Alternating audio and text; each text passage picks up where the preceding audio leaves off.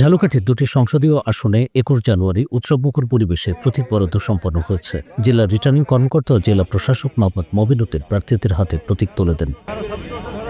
ঝালকাঠি ১ আসনে জামাত বিএনপি ও ইসলামী আন্দোলন সহ ১০ জন এবং ঝালকাঠি ২ আসনে জামায়াত, বিএনপি ও ইসলামী আন্দোলন সহ ৮ জন নিয়ে মোট ১৮ জন প্রার্থী প্রতীক বরাদ্দ পেয়েছেন।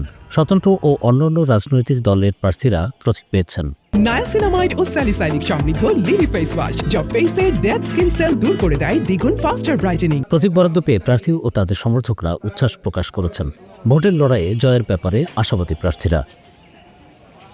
এদেশের 18 কোটি মানুষের মুক্তির দূত হিসাবে ধানের শীষ বাংলাদেশে 2026 সালের 12ই ফেব্রুয়ারির নির্বাচনে আমরা বিশ্বাস করি 1970-এর নির্বাচনের মতো একটি বিপ্লব ঘটিয়ে 2/3 তো বটেই বাংলাদেশের 98% মানুষের সমর্থন নিয়ে ধানের শীষ আগামী দিনে সরকার গঠন করবে এবং সেই সরকারের প্রধানমন্ত্রী হবেন আমাদের সকলের প্রাণপ্রিয় নেতা তারেক রহমান।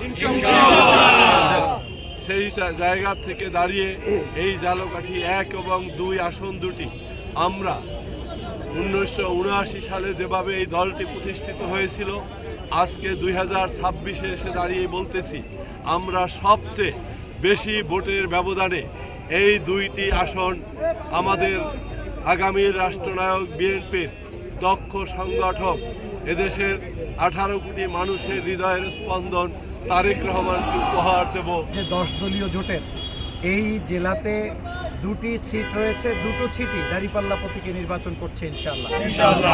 আমাদের আত্মবিশ্বাস বলে যেহেতু এটা একটি ব্যতিক্রম জায়গা ঘটেছে যেখানে 2টো সিট দুটোই দাঁড়িপাল্লা পেয়েছে, এই অঞ্চলের মানুষের আবেগ ভালোবাসার উপরে আস্থা রেখেই কেন্দ্র এবং 10 দলীয় জোটের শীর্ষ নেতৃবৃন্দ 2টো সিটই সে কারণে আমাদেরকে এখানে মনোনয়ন দিয়েছেন। আমাদের আত্মবিশ্বাস ঝালকাঠি 1, রাজাপুর কাঠালিয়া এবং ঝালকাঠি 2 সদর এবং নলসিটি সহ এই 2টি আসনই আমরা দাঁড়িপাল্লা প্রতীকের আজকের বিপুল বিজয় করে তারপরে